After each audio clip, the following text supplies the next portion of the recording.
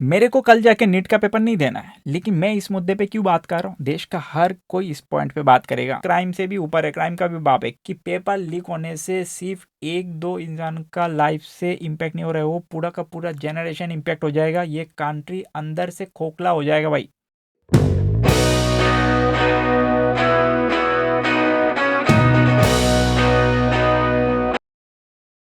The cell is the structural and functional unit of life. काश इतना biology आपने पढ़ लिया होता तो पेपर लीक करने का ख्याल आपके दिमाग में बिल्कुल भी नहीं आता। ये डेफिनेशन याद कर लो, आगे भी बहुत काम में आने वाला है। रट्टा मार लो, क्योंकि जेल का जो कमरा है ना, उसको भी सेल ही कहा जाता है। तो चाहे आप जेल के अंदर हो या चाहे आप जेल के बाहर हो, है ना, अगर आपको सेल के बारे में, सेल क्या चीज़ें नहीं समझ में आता, मैं आपको इंजीनियरिंग भाषा में समझा देता हूँ। तो आप जिस कमरे में बैठे हो उसमें चार दीवारें, आजू बाजू घूम के देख लो, है ना। चार दीवार है तो चारों दीवार, है ना, दीवार किसे बना हुआ है? ईटा से बना हुआ है। ईटा समझ में आता है? ब्रिक से बना हुआ है, ईटा से बना हुआ है। तो वो आर एक ईटा क्या हो गया ना, उसका एक यूनिट हो गया, फंडामेंटल यूनिट हो गया उस कमरे का। तो वैसे ही क्या है ना, सेल क्या हो गया?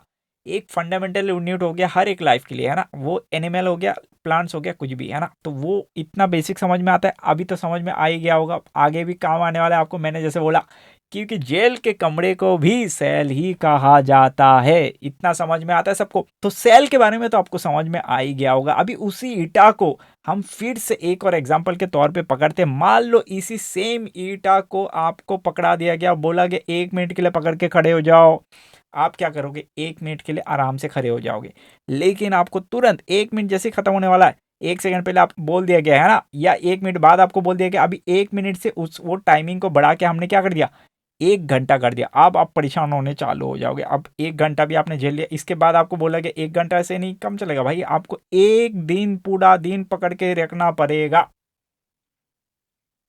अभी आप परेशान होंगे कि नहीं होंगे? आप बोलोगे भाई पूरा दिन कैसे पकड़े, अपने को खाना भी है, पीना भी है ना, धोना भी है, सब कुछ है।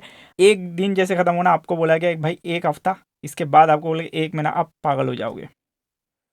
सेम चीज होता है भाई, जैसे आपको पता चल रहा है एक एग्जाम देना है, आपने इतना टाइम आपने दिमाग में सेट करके रख दिया है ना, कि 1 साल लगाएंगे, 2 साल जो ड्रॉपर है वो तो और परेशान हो रहे हैं। तो एग्जाम का जो नॉलेज है ना, उसको आप ईटा नहीं पकड़ पा रहे हो, फिजिकली बाहर से दिख रहा है, लेकिन अंदर में जो मेंटल प्रेशर हो रहा है उसको दिख नहीं रहा है। इसलिए मैंने एक ब्रिक का एग्जांपल दिया, एक ईटा का एग्जांपल दिया। लेकिन सेम चीज आपको अगर दिमाग में बहुत सारे चीज को स्टोर करके रखना है ना, जो आपका डेली लाइफ में हो सकता है, वो काम पे भी नहीं आ रहा है ना। ये केमिस्ट्री का फॉर्मूला हो गया, ये आपका सॉल्ट का दे दिया, आपको 50 मॉलिक्यूल का नाम दे दिया, उसको आप याद कर रहे हो, स्ट्रक्चर भी याद कर रहे हो, कैसे दिख रहा है। तो उसको कैप्चर करके रखने के लिए आप पीओआईक्यू लगा रहे हो, हर रोज रिवाइज कर रहे हो, हर रोज नया नया क्वेश्चन सॉल्व कर रहे हो, है ना। उसको हर रोज रिवाइज कर रहे हो, 15-15 घंटा, 16-16 घंटा मेहनत करने के बाद आपने एक एग्जाम दे दिया और अगले दिन पता चल गया कि भाई वो एग्जाम जो था ना, वो कोई काम का नहीं है, पेपर तो लीक हो गया। ये बात समझ में आना चाहिए, हर किसी को समझ में आना चाहिए, क्योंकि भाई ये कितना सीरियस है। मैं आपको एक एग्जांपल में समझा देता हूँ। रास्ते में जाते जाते मान लो किसी का मर्डर हो गया, वो क्राइम मानते हो कि नहीं मानते हो आप? बराबर क्राइम मानते हो। अब बात समझना यहाँ पे, ये जो सीन हुआ है ना, ये जो पेपर लीक वाला सीन हुआ ना, क्राइम से भी ऊपर है। इसका डेफिनेशन नहीं है मेरे पास, इसका कुछ डेफिनेशन होगा तो भाई बता देना मेरे को नहीं मालूम। ये क्राइम से भी ऊपर है, क्राइम का भी बाप है। क्यों? आप समझते हैं। जिसका मर्डर हुआ वो तो गया, डिपेंडेंसी है, फाइनेंशियली डिपेंडेंसी है, वो सारे लोग सफ़र करेंगे, है ना। अब मान लो आगे जाके जिसने मर्डर किया वो भी पुलिस ने पकड़ लिया, अब वो भी जेल में, वो भी सफ़र करेगा, और वो जो जेल में है जिस उसके ऊपर जो जो फाइनेंशियल डिपेंडेंसी है वो भी सफ़र करेगा। तो दो फैमिली यहाँ पे हो गया, और दो आदमी, एक आदमी जेल में, एक आदमी दुनिया से गायब। तो यहाँ पे दो आदमी का लाइफ सफ़र हो रहा है और दो फैमिली का सफ़र हो रहा है। लेकिन मैंने क्या बोला, ये अगर क्राइम मानते हो ना, तो वो वाला क्राइम से भी ऊपर है, जिसका डेफिनेशन ही नहीं पता आपने को। क्यों? क्योंकि वो पूरा जनरेशन सफ़र करेगा भाई। वो बच्चों का वो पूरा ग्रुप, है ना, जो 11-12 जो ड्रॉपर, पूरा जनरेशन सफ़र करेगा। आगे जाके यही लोगों को डॉक्टर बनना है, और उनके फैमिली भी सफ़र करेगा, क्योंकि बच्चे के पीछे लगा हुआ है। मेरे को कल जाके नीट का पेपर नहीं देना है, लेकिन मैं इस मुद्दे पे क्यों बात कर रहा हूँ? देश का हर कोई इस पॉइंट पे बात करेगा, चाहे वो मेडिकल से जुड़ा हुआ है, नीट एग्ज़ाम उसको देना है, उसके फैमिली में किसी को देना है, नहीं देना है, हर कोई बात करेगा, वो चाहे किसान हो, वो चाहे कोई भी हो। लेकिन ये देश के हर एक लोगों को ये पॉइंट पे डिस्कशन ज़रूर करना चाहिए, सबको समझ में आना चाहिए कि हो क्या रहा है। आपको मैं बहुत सिंपल एग्जांपल से आपको मैं समझा देता हूँ, है ना। नीट का क्वेश्चन आता है, उसमें A B C D 4 option रहते हैं, राइट।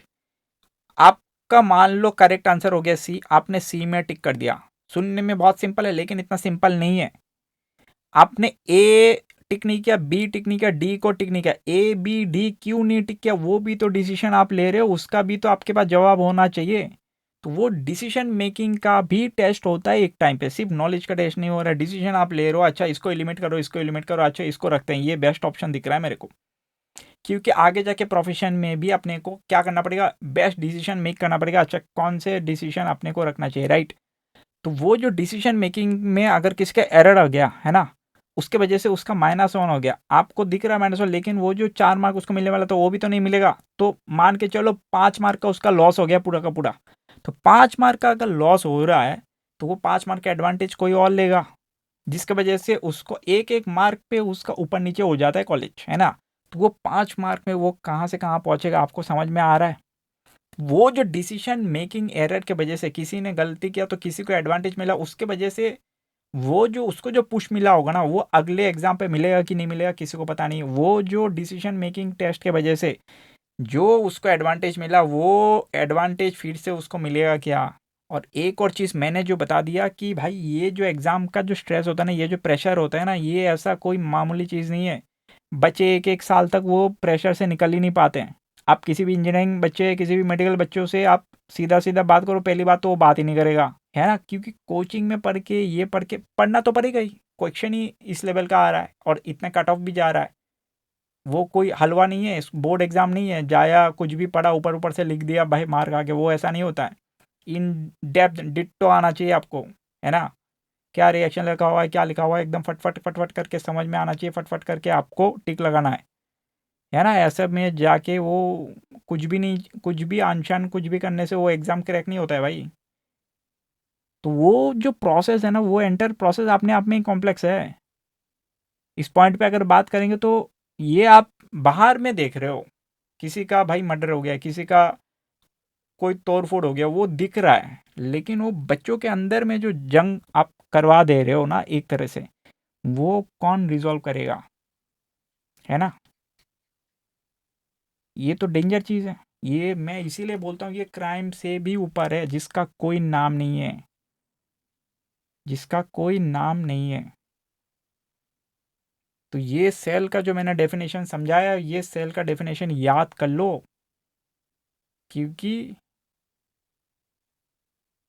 जेल में जो कमरा है उसको भी सेल ही कहा जाता है। ऑब्वियसली जितनी भी हायर अथॉरिटीज़ हैं, इनको आगे आके स्टेप लेना चाहिए और इस पे स्ट्रिक्ट एक्शन लेना चाहिए और प्रॉपर एसओपी बनना चाहिए कि एग्ज़ाम के पहले प्री एग्ज़ाम क्या क्या चीज़ फॉलो होना चाहिए, क्या क्या चेकलिस्ट होना चाहिए, ड्यूरिंग एग्ज़ाम क्या क्या चीज़ होना चाहिए और आफ्टर द एग्ज़ाम क्या क्या प्रोसेस होना चाहिए। ताकि कोई भी ऐसा हम ऐसे डिस्कशन पे आना ही नहीं चाहिए बात को। ये सारे डिस्कशन करना ही अपने आप में एक शेमफुल है। ग्लोबल मार्केट में इसमें क्या इम्पैक्ट पड़ेगा लोगों को। इंडिया में एग्ज़ाम टफ है, ये बात सबको पता है ना। इंडिया में एजुकेशन टफ है, लेकिन जब पता चलेगा कि यार एंट्री गेट में ये तो झोल हो जा रहा है, ये तो पेपर पहले से लीक हो जा रहा है, तो वो वाला इम्पैक्ट क्या पड़ेगा ग्लोबल मार्केट में, क्या पड़ेगा आप कुछ खुद समझो ना। तो ये बहुत ही सीरियस पॉइंट है। दिस इज़ वेरी शेमफुल, है ना। ये बहुत ही शेमफुल है अगर अपन ऐसे एग्ज़ाम के बाद ऐसे डिस्कशन पे आ रहे हैं ना। कहाँ एक टाइम होता था कि एग्ज़ाम के बाद लोग PYQ सॉल्व करवा रहे हैं, अच्छा ये क्वेश्चन करेक्ट है, ये क्वेश्चन गलत है, इस पे अपन डिस्कशन कर सकते हैं। ये सारा डिस्कशन आज के डेट पे नहीं हो रहा है। आज के डेट पे क्या डिस्कशन हो गया, पेपर लीक हो गया। तो दिस इज़ रियली शेमफुल, है ना। एंड सारे स्टूडेंट्स को ये रिक्वेस्ट है, आप लोग प्लीज़ PYQ लगाते जाओ और आप लोग जो भी चीज़ है उसको रिवाइज़ करते जाओ, आपका जो सेल्फ नोट है उसको आप पढ़ते जाओ, है ना। क्योंकि ये बहुत ही ज़्यादा इम्पॉर्टेंट है, क्योंकि एग्ज़ाम तो रिकॉन्डक्ट होने वाला है। तो आपको इसको पढ़ के रखना है, फोकस करो अभी एग्ज़ाम में, चाहे ऐसे कुछ भी हो जाए। और हम लोग कोशिश करेंगे आने वाले टाइम पे ऐसे पेपर लीक होने वाला जो कहानी है वो दोबारा रिपीट ना हो जाए। ये बहुत ही ज़्यादा इंपॉर्टेंट, तो ज़्यादा से ज़्यादा ये वीडियो लोगों के साथ शेयर करो ताकि लोगों को भी समझ में आए कि पेपर लीक होने से सिर्फ एक दो इंसान का लाइफ से इम्पैक्ट नहीं हो रहा है, वो पूरा का पूरा जनरेशन इम्पैक्ट हो जाएगा, ये कंट्री अंदर से खोखला हो जाएगा भाई। तो ये वीडियो को ज़्यादा से ज़्यादा लोगों के साथ शेयर करो। और आप लोग खास करके जितने भी नीट के बच्चे हैं वो एग्ज़ाम के लिए अभी फुल फोकस में तैयारी कर लो। आपने इतना टाइम दिया है तो और थोड़ा बहुत पेनफुल है, लेकिन उसको भी आगे लेके जाना है। इसी पेन के साथ आपको तैयारी करना है और आपको जी जान लगा के मेहनत करना है। All the best.